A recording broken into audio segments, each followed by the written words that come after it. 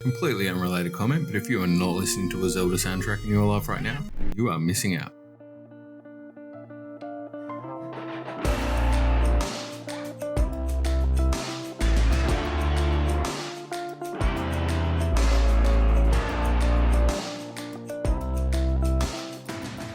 Just over 6 months to go until the release of Tears of the Kingdom. Anticipation is growing, with the latest iteration including the life-size statue of Link on display at Nintendo Live in Tokyo, Japan. And although it's been close to 6 years since a new Zelda title has graced our consoles, the hype for Tears of the Kingdom stands as a testament to the impact Breath of the Wild left on the gaming landscape. With worldwide sales around 28 million and completely outclassing any other title in that franchise, it's not hard to figure out why Tears of the Kingdom is such a big deal to a lot of people.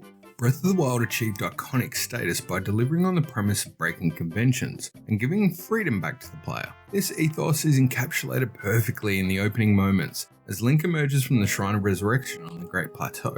As the player navigates the exit, cinematics kick in as the camera lifts to reveal a jaw-dropping vista. And it promises to reset your expectations with the sheer magnitude of your options starting to kick in as your eyes soak in the sights and sounds of Central Hyrule, an experience that was, at the time anyway, simply unlike anything else out there. If Breath of the Wild taught us anything, it's that we should expect the unexpected. See a point of interest on the horizon? Well, no problem. Set your marker and get lost in the near endless distractions and activities that draw you in along the way. I've alluded to this notion in other videos before, and it's the concept that Nintendo are carefully managing the prestige of Tears of the Kingdom. And I take the time to remind you now because today's theories are all about the best part of Zelda theorizing. That's having fun and thinking about the possibilities.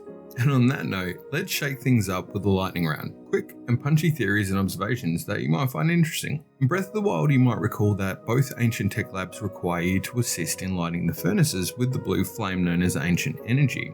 Now, whilst not confirmed in absolute, it's strongly indicated that ancient energy is the Sheikah enhanced version of force energy, an underlying premise in the series. Creating a champion confirms that one other location though contains this substance en masse, and that is Hyrule Castle. On the map, if you draw a line straight from each location to the next, it does form what appears to be an equilateral triangle. And whilst I haven't fully fleshed out the remainder of what I'm thinking here, I think you'll follow me. Now, there's a lot of clever people out there who watch these videos, so I'm sure somebody will get there before I do. If you do, hit me up in the comments and let me know. I know there's a lot of excitement out there for the Zone, and I totally get that, but is anyone else inclined to think there's a good chance that the structures built on the Sky Islands simply come down to the continuation of those who chose to remain in the sky at the conclusion of Skyward Sword? It's quite the assumption to consider that everyone would immediately want to abandon their old life and move down to the surface. And does that also include the other wacky characters or inhabitants that we meet along the Sky Islands in that game? You know, like that guy from Fun Fun Island. The third one today reflects on the green spirals we see down in Tabantha near Castletown remains, and it's actually got a lot to do with the swelling patterns that has demise at the beginning of Skyward Sword. We've also got confirmation that there are now at least two means to travel up to the sky. We see this reverse stasis in the last trailer, and then we've got the old liquid traversal we saw from the second trailer. And personally, these spirals reminded me a little bit of Furore's Wind from Ocarina of Time, so I wouldn't be surprised if they form part of a warp function, maybe a means to fast travel from the underground portion to the surface. Another Skyward Sword reference can also be found with the tornado on the cover art. My initial reaction was thinking along the lines of the Thunderhead, but the more I've been contemplating it, I really see a connection there to Girahim, Demise's 2IC, who funnily enough used a tornado to ground Zelda at the start of Skyward Sword. Does this mean there's a chance that Girahim or Demise could return in the sequel? It's still always up for debate, but definitely worth contemplating. The next one really comprises around Malice, and for me anyway, that continues to be the number one threat to Hyrule, especially when we see it flailing out of the top of Death Mountain. I think it's reasonable to consider an eruption of the stuff may have occurred, which would result in a cataclysm of grand proportions. Now today we haven't seen one in-game character, and Hyrule appears almost bereft of any friendly creatures whatsoever. Could a Sea of Malice truly have wiped out most of Hyrule in one hit? One interesting visual that actually supports this is the bokoblins that are mounted on the stone talus. Now, this may sound absurd, and don't get me wrong, but if slews of Malice were closing in around me and my loved ones, the stone talus would be looking pretty sensational as a new place of residence. More seriously though, the Malice consideration is about supporting what appears to be the most logical outcome of what we see in the trailers. Understandably, quite a few people are seeing the time-bending game mechanics and connecting that to the characterization of Link in what's being referred to as the ancient hero garb, and I totally get it, but for me, I suspect what we are actually seeing in these trailers might be the future. And the biggest piece of supporting evidence for that is actually the bokoblin horns, which are much larger than those we've seen in the past. Now, assuming they share some sort of common characteristic traits with the animals that we know of, horns traditionally grow from birth and continue to grow throughout the life cycle of the being. Now, horn growth could be very well the natural result of a Hyrule that's dominated by members of the demon tribe, the last refugees of Hylians and other races scattered to the edges of the lands, or potentially living underground. Now, if that sounds far-fetched, you might be surprised to hear how that outcome is very much the premise of the first two titles in the series, that being The Legend of Zelda and The Adventure of Link.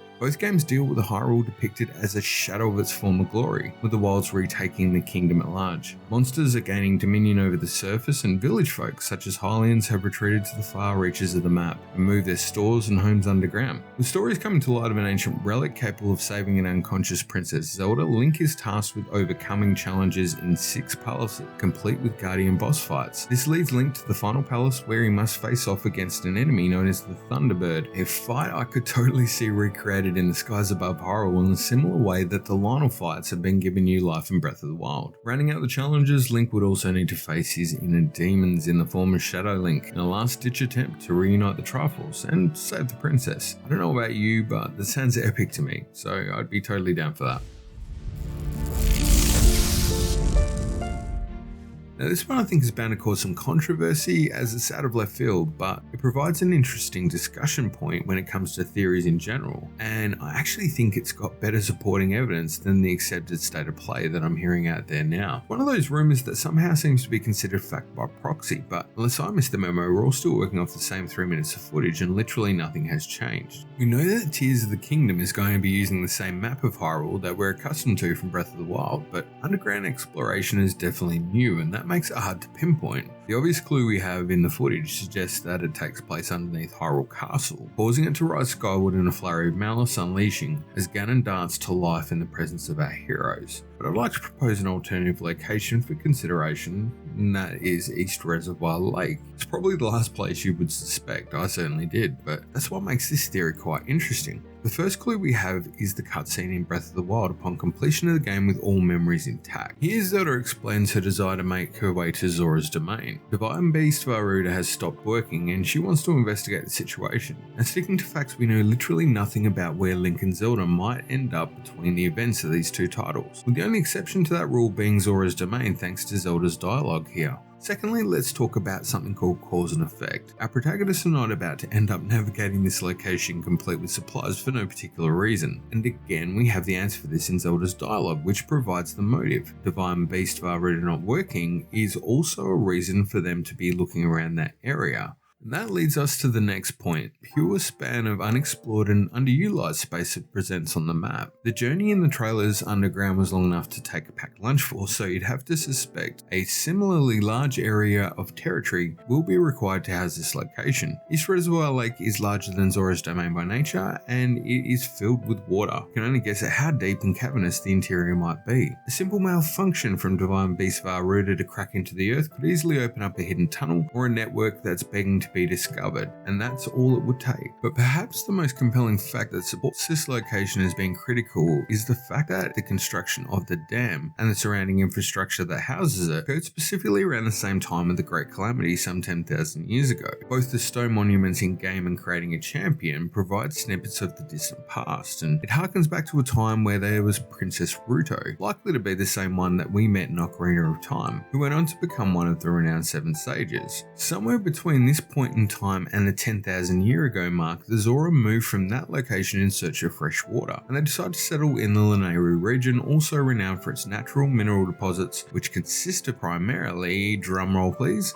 Luminostone, the same glowing gem-like substance littering the first trailer in abundance. Breath of the Wild is extremely sparse on any historical details that span further back than, I don't know, yesterday's lunch, but here we have documented evidence of a joint project undertaken by the Zora and Hylian royal families, that being the construction of the East Reservoir Lake, and it's an impressive feat of design, engineering and development. The stone monument in gaming explains how that every 10 years, higher than average rainfall would lead to flooding of the region, causing damage and loss of life to the Zora inhabitants, and so the other settlements and down the riverways. Legends Legends have it that the king of the Zora rode out to seek the help of the Hylian royalty, who responded in kind, and together they struck an accord to build the dam which culminated in this massive project. What was astonishing though was the entire build from foundation to settlement was completed within a year, and I have to tell you that threw up a few red flags for me. It's also worth noting that a massive amount of earthworks would have had to occur as part of this project, and if we were looking at something similar in our world, that would be looking around anywhere from 3 to 5 years, so you can start to see where the gaps might lie. Said earthworks could also be a way to find an entry point to the environments beneath the mountainous terrain that surround the waterways. Accounting for the detailed records that we see, opportunities present with both significant events occurring around the same time, that being 10,000 years in the past, confirmation of a construction effort that would require significant earthworks, as well as an expansive area on the map that can easily be repurposed for this type of journey we see in the trailers, and finally, we have luminous stones which are found in abundance at both locations as well. Whatever secrets might exist from that timeline, well, I suspect the East Reservoir Lake is hiding at least one of them.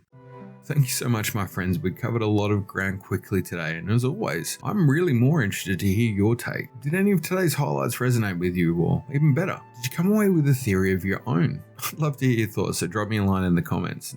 I want to say a massive thanks to the crew over at the Discord channel, and I'd like to congratulate Gquirk, Dragon Geek, and Dan the Man for taking out top prizes in their respective categories. Well done. It was awesome. There are some massive theories in the works currently, and although I'd hope to have them out to you sooner, I'd rather give the video and you as the viewer the respect that both deserve, so they're going to take a little bit longer, so I hope you'll bear with me. Until next time, please stay safe, keep being amazing. See you next time here on GameSmiths.